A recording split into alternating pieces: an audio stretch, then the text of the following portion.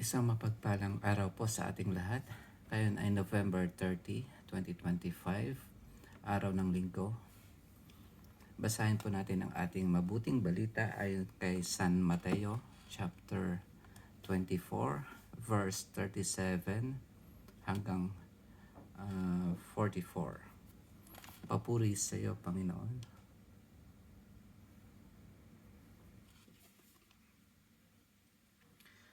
Ang pagdating ng anak ng tao ay matutulad sa pagdating ng baha noong panahon ni Noe.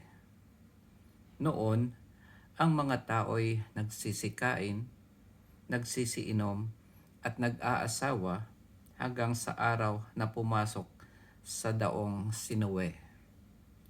Dumating ang baha nang di nila namalayan at tinangay silang lahat. Gayon din ang mangyayari sa pagdating ng anak ng tao. Sa panahong iyon, may dalawang lalaking gumagawa sa bukid.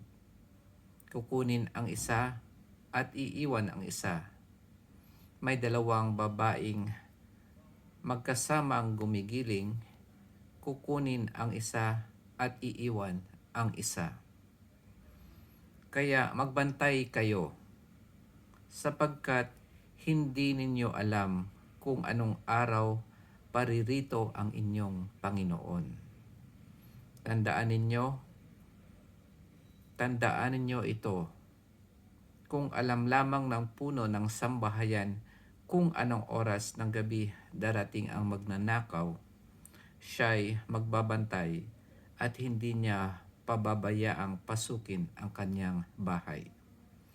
Kaya maging handa kayong lagi, sapagkat darating ang anak ng tao sa oras na di ninyo inaasahan. Ito ang mabuting balita ng ating Panginoon. Pinupuri ka namin, Panginoong Hesukristo. Habang binabasa ko ito, may mga naiisip akong biglang message or parang may naiisip lang akong mga hindi ko may paliwanag kung ano yun. Pero ang sabi dito ng Panginoon, tandaan ninyo ito, kung alam lamang ng puno ng sambahayan kung anong oras gabi darating ang magnanakaw. Talagang hindi malalaman na yun ng puno ng sambahayan kasi ang magnanakaw ay hindi naman talaga magpapaalam. Kaya isa lang talaga ang ibig sabihin ng Panginoon. Sabi nga niya rito, kaya maging handa kayong lagi, sapagkat darating ang anak ng tao sa oras na di ninyo inaasahan.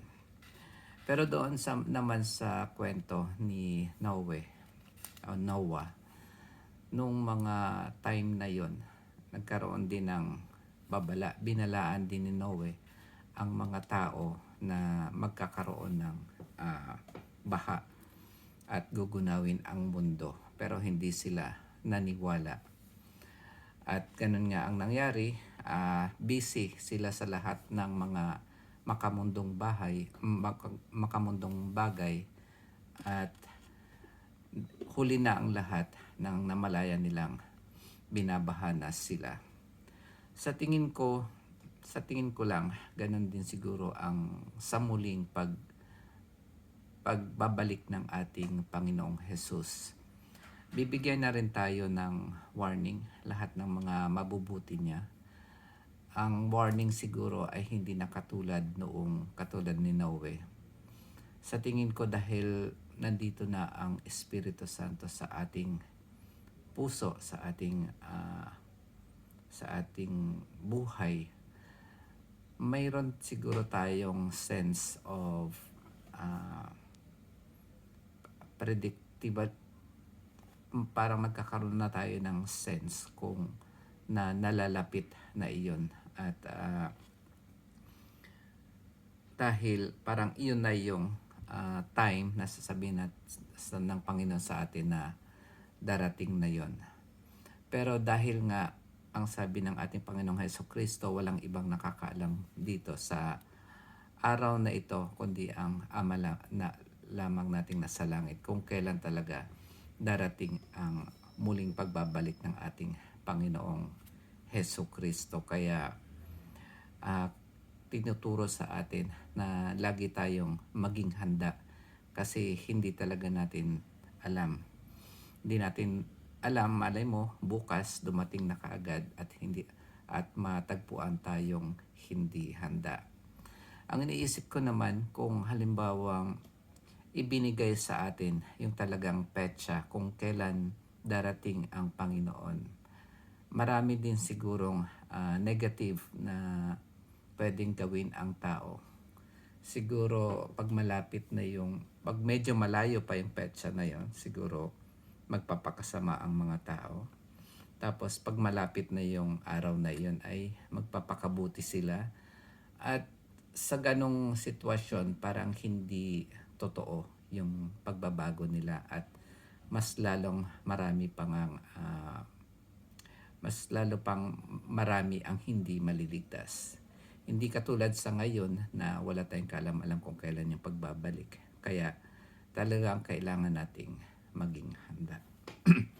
At dahil nga ito yung katapusan ng November, ang November ay ginugunita natin ang mga kaluluwa ng mga mahal natin sa buhay o ng mga kaluluwa ng mga namatay during November. Gusto ko lang bigyan ng pansin na yung araw na ito ng mga kaluluwa, yung pagiging handa natin ay dapat lagi tayong nananalangin. So, kasama na rito yung pananalangin natin sa mga kaluluwa na pumanaw na at wala pa sila sa kaharian ng Diyos. Ipanalangin natin yon. At kapag nandun na sila sa kaharian ng Diyos, ay sila naman ang mananalangin sa atin. Marami sigurong magsasabi na pag namatay na ang tao ay hindi na makakarinig ng ating mga panalangin dahil patay na sila or hindi na rin sila makakapagdasal para sa atin. Gusto kong basahin ito yung sa Exodus chapter 3 verse 4 to 5. Sabi dito, nang lalapit na si Moises, tinawag siya ni Yahweh buhat sa nagliliyab na punong kahoy. Ito yung burning bush. Moises, Moises, ano po iyon? Sagot niya. Sinabi ng Diyos, huwag kang lumapit. Hubarin mo ang iyong sandalya sapagkat banal na dako ang kinatatayuan mo.